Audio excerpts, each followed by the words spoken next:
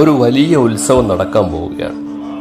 അതിൽ പങ്കെടുക്കുമെന്ന് പ്രതീക്ഷിക്കുന്നത് ഏകദേശം 40 കോടി ആൾക്കാരെയാണ്. 45 ദിവസം നീണ്ടു നിൽക്കുന്ന മഹാകുംഭമേളയിൽ 40 കോടിയോളം ആൾക്കാർ പങ്കെടുക്കാൻ പോകുന്നു. ലോകത്തിൻ്റെ വിവിധ ഭാഗങ്ങളിൽ നിന്നുമായി ജനങ്ങൾ ഉത്തർപ്രദേശിലെ പ്രയാഗ്രാജിലേക്ക് ഒഴുകാൻ തുടങ്ങും. ഈ വരുന്ന ജനുവരി 12 മുതൽ ഫെബ്രുവരി 26 വരെയുള്ള ദിവസങ്ങളിൽ 4 പുണ്യസ്ഥലങ്ങളിലാണ് കുംഭമേള നടക്കാറ്. അതിലേറ്റവും പ്രധാനപ്പെട്ടതാണ് പ്രയാഗ്രാജിലെ കുംഭമേള. 144 വർഷത്തിലൊരിക്കൽ മഹാകുംഭമേള, 12 വർഷത്തിലൊരിക്കൽ പൂർണ്ണ കുംഭമേള, 6 വർഷത്തിലൊരിക്കൽ അർദ്ധകുംഭമേള എന്നിങ്ങനെ വിവിധ പ്രകാരത്തിലുള്ള കുംഭമേളകൾ ആചരിച്ചു വരുന്നു.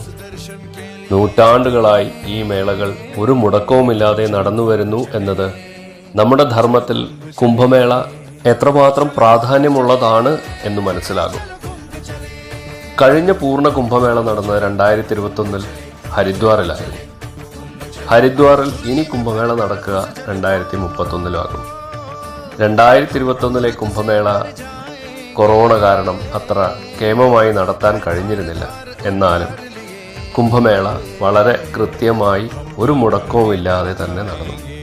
2021 കുംഭമേളയ്ക്ക് ശേഷം 2025 അതായത് അടുത്ത മാസം പ്രയാഗ്രാജിൽ വെച്ച് നടക്കാൻ പോകുന്നു.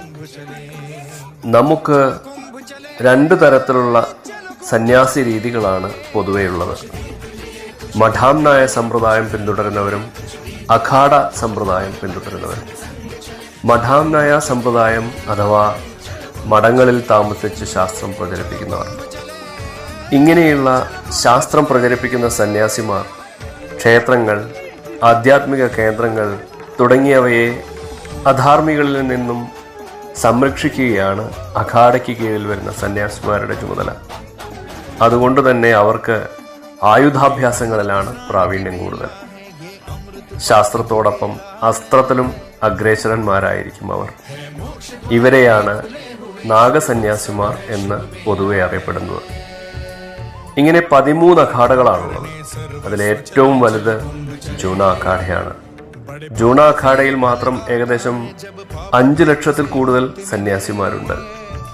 ഇതിൽ ചില അഖാഡകളിൽ സിഖ് പരമ്പരയിലെ സന്യാസിമാരുണ്ട്, ചില അഖാഡകളിൽ ബ്രഹ്മചാരികൾ മാത്രമേ ഉണ്ടാവുകയുള്ളൂ. അങ്ങനെ വ്യത്യസ്ത രീതികൾ പിന്തുടരുന്നതാണ് ഓരോ അഖാഡയും. നമ്മുടെ നാടിൻ്റെ ഈ ധർമ്മത്തെ, സമൂഹത്തെ സംരക്ഷിക്കാൻ